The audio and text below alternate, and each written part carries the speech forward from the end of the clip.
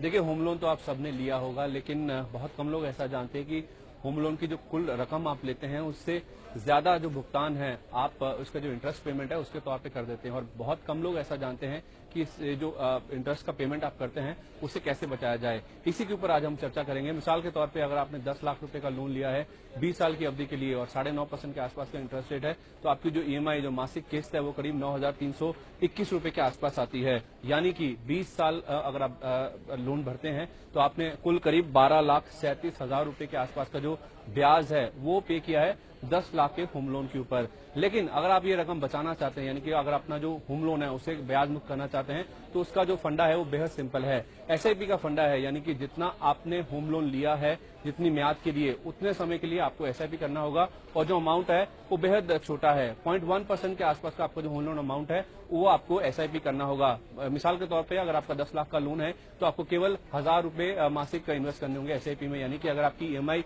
9,321 रुपए के आसपास की है, आप ये मान के चलिए कि आपकी ईएमआई 10,321 रुपए के आसपास की, और 20 साल के बाद जब आपने 1,000 रुपए प्रति महीना इन्वेस्ट किया होगा, यानी कि कुल करीब 2,40,000 रुपए के आसपास का इन्वेस्टमेंट किया होगा, और उसपे अगर 15% के आसपास का सालाना रिटर्न आपको एसआईपी में मिलता है, तो आपकी जो एसआईपी की वैल्यू है वो बढ़कर अगर आप देखें तो करीब 14,97,000 रुपए के आसपास आ जाएगी। उसमें से अगर आप 2,40,000 रुपए जो आपने एसआईपी में इन्वेस्ट भी किए हैं उसको भी निकाल दे तो आपके पास करीब 12,57,000 रुपए के आसपास की रकम बचेगी, जो कि आपका कुल जो इंटरेस्ट का पेमेंट है 12,37,000 के आसपास का उससे ज्यादा है। यानी कि अगर आपने 20 साल का लोन लिया है उतने ही साल के लिए आप एसआईपी कीजिए। आपका जो लोन अमाउंट है उसके करीब 0.1 या 0.15% के आसपास का आपको उतने ही देर के लिए इन्वेस्ट करना जितने साल का आपका लोन है।